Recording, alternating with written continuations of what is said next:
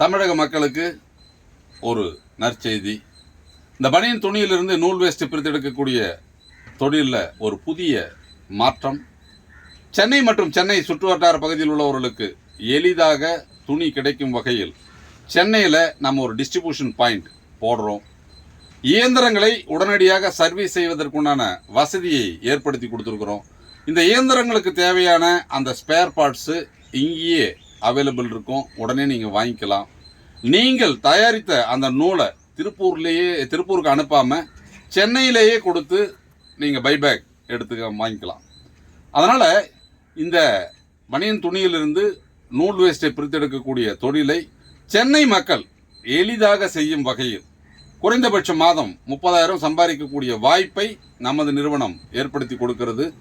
புதிய அறிமுகம். சென்னையில் நமது குடோன் விரைவில் ஆரம்பம்.